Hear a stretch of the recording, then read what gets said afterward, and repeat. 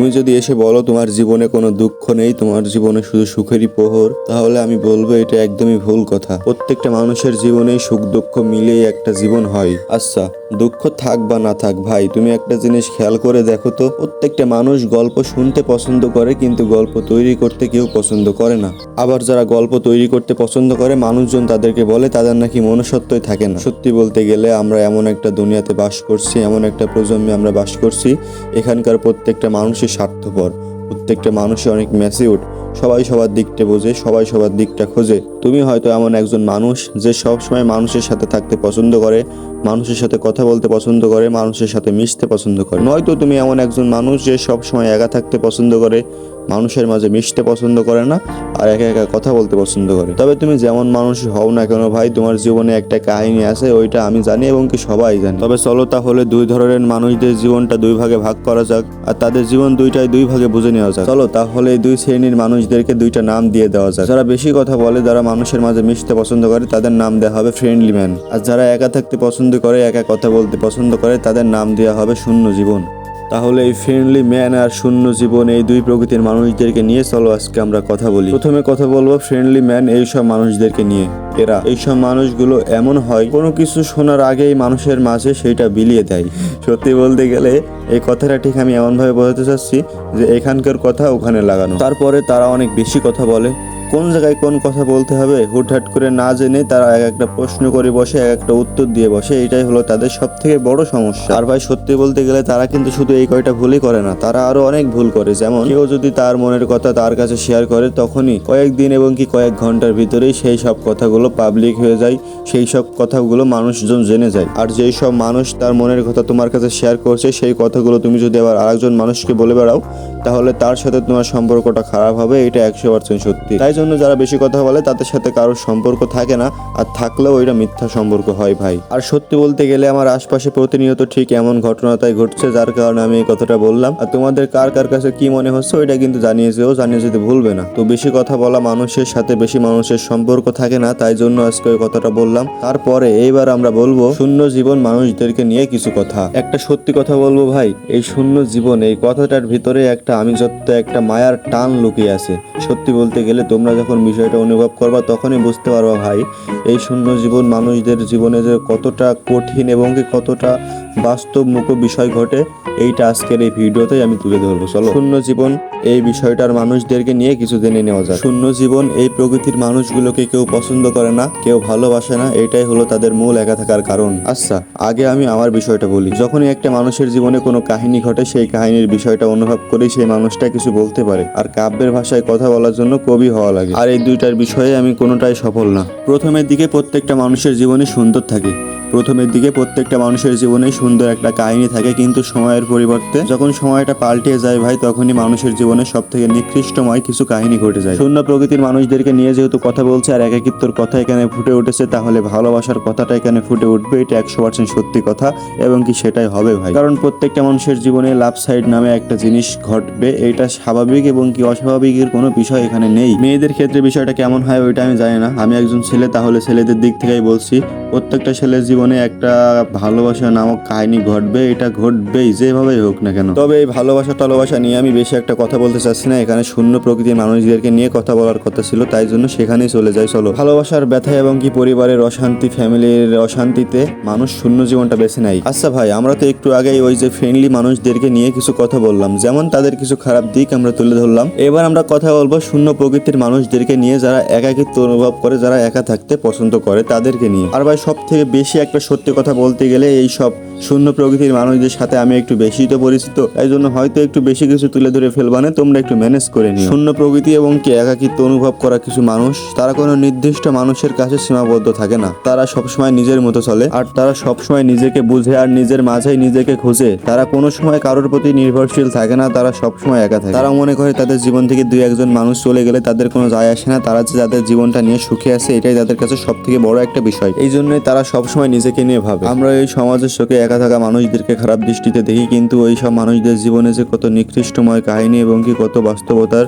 সম্মুখীন তারা হয়েছে, এইসব কখনোই আমরা কেটে দেখি না। আর সত্যি বলতে গেলে একা থাকা মানুষদের বোঝার মতো ক্ষমতা আমাদের মতো এই সাধারণ মানুষদের নেই। শূন্য প্রকৃতির মানুষগুলো কি পছন্দ করে, এইসব মানুষগুলো খোলা আকাশ এবং কি এই সুন্দর প্রকৃতিকে পছন্দ করে, তারা শহরের ওই ব্যস্ত কৌতূহল তারা কখনোই পছন্দ করে না। এই শূন্য প্রকৃতির মানুষদের জীবনে অনেক দুঃখ এবং কি অনেক কষ্ট থাকে, আর সেই সুখ দুঃখ এবং কি কষ্ট তাই কারোর জীবনের সাথে মিলাতে না পারার কারণেই তারা একা থাকে। আর ভাই, একা একা থাকা কোনো দুর্বলতা না, একা একা থাকা কোনো শারীরিক সমস্যা না, এটা একটা বিষয় যেটা সাধারণ মানুষ কখনোই অনুভব করতে পারবে না। তোমাদের এই মিথ্যা শহরে প্রত্যেকটা মানুষই সবাই সবার কাজে ব্যস্ত, সবাই সবাইকে নিয়ে ব্যস্ত। হ্যাঁ, ঠিক বলতে গেলে প্রত্যেকটা মানুষই, কিন্তু একা থাকা মানুষদের সাথে তুলনা করতে গেলে আমরা এমন বিষয়টা দেখবো, সেটা হলো যে কোনো একটা ভালো বুদ্ধিমান এবং কি ভালো বোঝার মতো একটা মানুষ, যার বয়স একটু বেশি এবং কি পূর্ণবয়স্ক লোক, তার সাথে তুমি যদি কথা বলতে যাও, সেই লোকটা বলবে যে ভাই আমার হাতে একটু সময় নেই, আমি একটা কাজ করছি, তোমার সাথে পরে কথা বলছি, তোমার কাছে পরে কল দিচ্ছি, মেসেজ দিচ্ছি, অনেক কাহিনী অনেক বিষয়। তবে এইসব মানুষদের থেকে দূরে গিয়ে যে মানুষটা ওই খোলা আকাশ, নদীর তীর এবং কি লেকের পাড়ে বসে আছে, ওই মানুষদের সাথে একটু মিশে তো দেখো, ওই মানুষদের মনের ভাব একটু বোঝার চেষ্টা তো করো ভাই। ওই রকম মানুষদের সাথে কথা বলে তুমি হয়তো একটু ইমোশনাল হয়ে পড়বা, স্যাড টাইপের হয়ে পড়বা, কিন্তু ওখানে কথা বললে তুমি বুঝতে পারবা আসলে জীবনটা কেমন, বাস্তবতা কেমন, এবং কি জীবনে কি কি সিচুয়েশন পার করতে হয়, কি কি করলে ভালো হয়, কি কি করলে খারাপ হয়। আর ভাই, জীবনে যে কোনো পরিস্থিতি, যে কোনো সময়, যে কোনো অভাব, যে কোনো সুখ, যে কোনো দুঃখ, তুমি যে কোনো সিচুয়েশনে তুমি একটা জিনিস সবসময়ের জন্য মনে রাখবা, সেটা হলো যে জীবনে শেখার এবং কি শিক্ষার কোনো শেষ নেই। কারণ যত শিখবা ততই তুমি লাইফে ভালো একটা কিছু করতে পারবা, ভালো একটা কিছু করে মানুষকে দেখিয়ে দিতে পারবা। সত্যি বলতে গেলে ভাই, আমরা আমাদের জীবনে অনেক কিছু হারাই, অনেক কিছু পাই, তবে হারানো জিনিস কয়টা নিয়ে আমরা অনেক সময় অনেক আক্ষেপ করে থাকি, অনেক কষ্ট পেয়ে থাকি, কিন্তু এইসব জিনিসগুলো নিয়ে আমরা যে কষ্ট করি, সেটা কিন্তু আমাদের মালিক আমাদের কাছ থেকে সরিয়ে রেখেছে।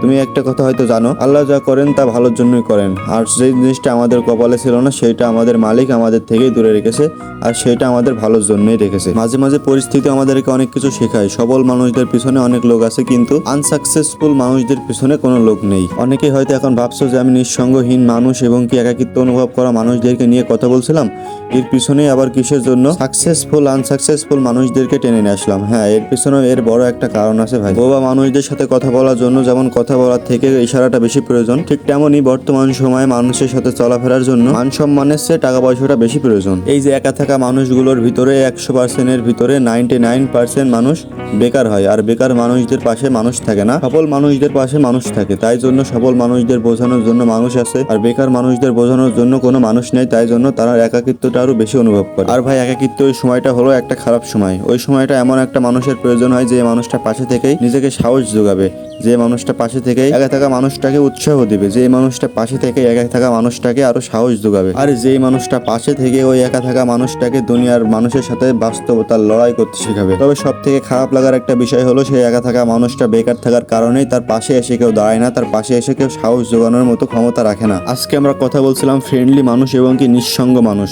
নিঃসঙ্গ মানুষ বলতে বোঝায় যে কারোর সাথে সঙ্গ দেয় না, আর ফ্রেন্ডলি মানুষ বলতে বোঝায় যে সবার সাথে সম্পর্কটা আরো গভীর করতে চায়। এই দুইটা মানুষকে দুই দিকে দিয়ে এদের ভিতরে কঠিন ভেদাভেদ করে আমি তোমাদের কাছে বললাম বিষয়টা। এখন তোমরা কিভাবে দেখছো আমি জানি না, আর ভিডিওটা আমি কিভাবে তৈরি করতে পারছি, কথাগুলো কিভাবে বলছি ওইটাও আমি জানি না। এই যে একাকিত্ব অনুভব করা মানুষগুলো আর এই যে ফ্রেন্ডলি মানুষগুলো যে মানুষের মাঝে চলাফেরা করে তাদের জীবনে সবকিছু অর্জন করার চিন্তা ভাবনা করেছিল, সেই সব মানুষগুলো কিন্তু আজকে মানুষের চোখে খারাপ, কিন্তু তারা মানুষের মাঝেই আছে। আর যারা একাকিত্ব অনুভব করে সেই সব মানুষগুলো কিন্তু মানুষ থেকে দূরেই আছে, তাই জন্য মানুষের কাছ থেকে তারা কোনো খারাপ এবং কি ভালো মন্তব্য তারা কোনোটাই পাচ্ছে না। তারা কোনো মানুষের ভিড়ে নেই, তারা কোনো মানুষের তর্কে নেই, তারা কোনো শহরের কৌতূহলে নেই, তারা একেবারেই একা। আমরা সকলেই হয়তো অনেক সময় নিঃসঙ্গতায় ভুগি, কিন্তু একাকিত্ব অন্য একটা বিষয় যেটা অনেক গভীরভাবে মানুষকে আঘাত করে। একাকিত্ব মানুষকে শেখায়, একাকিত্ব মানুষকে বোঝায়।